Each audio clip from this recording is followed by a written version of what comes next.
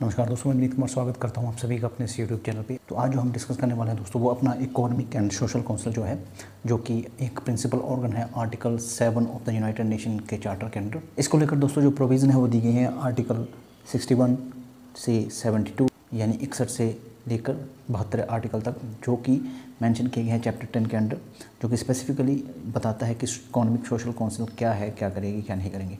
तो ये है दोस्तों इसकी प्रोविज़न। और उसके आगे चलते हैं, अब हम इंट्रो को देखते हैं। तो सबसे पहले दोस्तों देखते हैं इसकी एस्टैब्लिशमेंट। तो एस्टैब्लिशमेंट बड़ी ऑब्वियस सी बात है दोस्तों, जैसे ही यूनाइटेड नेशन 1945 को एस्टैब्लिश हुआ, उसके साथ ही जो इकोनॉमिक सोशल काउंसिल भी एस्टैब्लिश कर दी गई। जहाँ तक मेंबरशिप की बात करें तो दोस्तों आज एट प्रेजेंट इसके 54 मेंबर हैं, यानी 54 मेंबर हैं।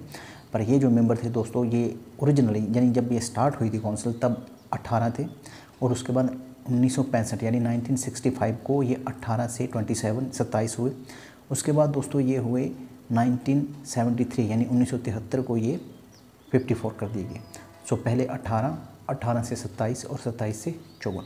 हालांकि इसको डिमांड अराइज होती रही है कि ये जो मेंबरशिप है बढ़ाई जानी चाहिए, क्योंकि जो यूनाइटेड नेशन का चार्टर है उसके अंदर जो मेंबरशिप है वो पहले से काफ़ी बढ़ चुकी है, जैसे 193 हो चुकी है, तो इसके नंबर भी इंक्रीज़ करने चाहिए। वोटिंग की बात करें दोस्तों, तो जितने मेंबर हैं उनमें से हर एक को एक वोट जो है मिला है, और इसके जो डिसीजन होते हैं वो प्रेजेंट एंड वोटिंग की जो मेजॉरिटी होती है उसके बेस पर किए जाते हैं।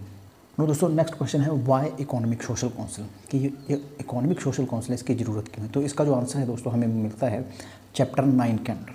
चैप्टर 9 जो डील करता है आर्टिकल 55 से 60 तक, यानी 55 से लेके 60 जो आर्टिकल है उससे डील करता है दोस्तों। उसमें कहा गया है कि जो यूनाइटेड नेशन है इसका एक गोल है कि ये इकोनॉमिक और सोशल जो जस्टिस है वो प्रोवाइड करवाए ऑल ओवर द ग्लोब सभी लोगों को।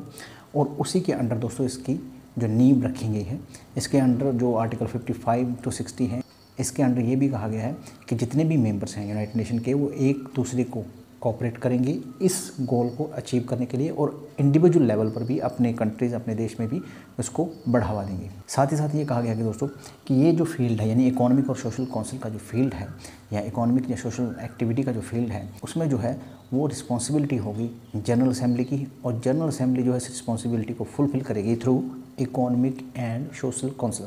तो हम कह सकते हैं कि इकोनॉमिक और सोशल काउंसिल इसलिए आई क्योंकि चैप्टर 9 के अंडर, जो कि आर्टिकल 55 to 60 डील करता है, उसके अंडर जो एक गोल अचीव करना था कि हमें भाई इकोनॉमिकली आर्थिक तौर पे और सोशली सामाजिक तौर पे हमें क्या चाहिए था, हमें पूरा ग्लोब का जितना भी है हमारा जो इंटरनेशनल एरिना है उसके अंडर हमें उसकी डेवलपमेंट चाहिए थी, क्योंकि वो सेकंड वर्ल्ड वार के बाद वो जो चीज़ें थी वो बहुत हद तक ख़त्म हो चुकी थी, और वही चीज़ें जो थी कारण बनी थी सेकंड वर्ल्ड वार या फर्स्ट वर्ल्ड वार का भी।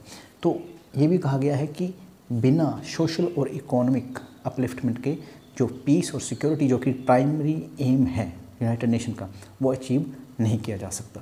दोस्तों इसी एम को अचीव करने के लिए जो इकोनॉमिक सोशल काउंसिल ने उसने फंक्शनल कमीशन एस्टैब्लिश किए हैं, रीजनल कमीशन एस्टैब्लिश किए हैं, स्पेशलाइज्ड एजेंसी बनाई है।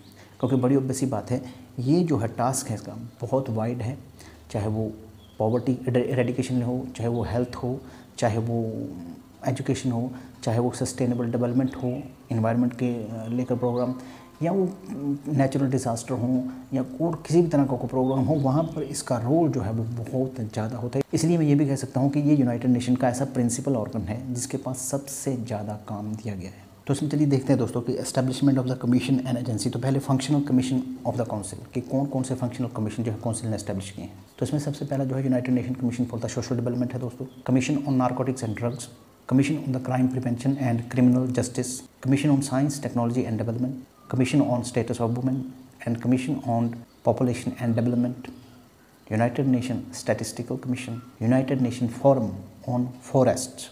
तो अब देखते हैं दोस्तों रीजनल कमीशन। रीजनल कमीशन वो हैं दोस्तों जो इस्टेब्लिश किए गए, जैसे अफ्रीका, एशिया, पैसिफिक रीजन या लैटिन अमेरिका, इन जो एरिया है, जो महाद्वीप हैं, इनमें इस्टेब्लिश किए गए हैं।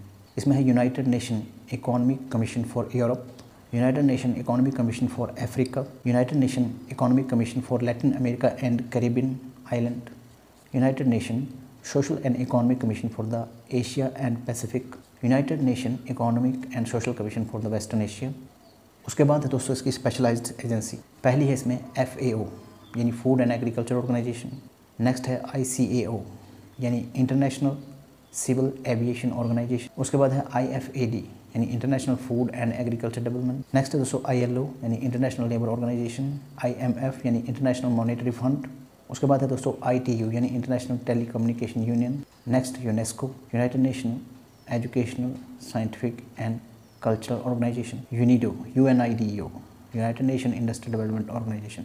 तो दोस्तों इतना ज़्यादा काम है इकोनॉमिक एंड सोशल काउंसिल के पास। इसके बाद है दोस्तों इसके पावर एंड फंक्शन। तो पावर एंड फंक्शन में ये है दोस्तों कि ये जो अपना फील्ड है जिसमें कि ह्यूमन राइट्स और जो बेसिक फ्रीडम्स हैं इंडिविजुअल की, उसको लेकर जो काम करती है, उसको लेकर किसी तरह की रिपोर्ट हो, उसको लेकर किसी तरह की स्टडी हो तो वो ये जनरल असेंबली को सबमिट कर सकती है। सिक्योरिटी काउंसिल को ये असिस्ट कर सकती है दोस्तों, और सिक्योरिटी काउंसिल के रिक्वेस्ट पे या फिर अपने सो मोटो एक्शन लेकर उसको जो अपना फील्ड है उससे रिलेटेड जो रिपोर्ट है वो सबमिट कर सकती है। कॉन्फ्रेंसेस जो है दोस्तों अपने फील्ड में ये हेड कर सकती है, जो इसका फील्ड है उसके लेकर जो इंटरनेशनल कॉन्फ्रेंसेस है वो कर सकती है। ड्राफ्टिंग द कन्वेंशन, अगर कन्वेंशंस होती हैं तो उनको भी ये ड्राफ्ट करती है और उसको सबमिट करती है जनरल असेंबली को। इसके साथ ही दोस्तों किसी और तरह का वो काम हो जो कि इसके फील्ड से रिलेटेड हो उसको भी ये कर सकती है, चाहे वो रिकमेंडेशन पे हो चाहे वो सो मोटो हो। तो ये है दोस्तों इकोनॉमिक एंड सोशल काउंसिल के बारे में एक ब्रीफ अकाउंट। सब्सक्राइब करिए, लाइक करिए, शेयर करिए and thank you very much.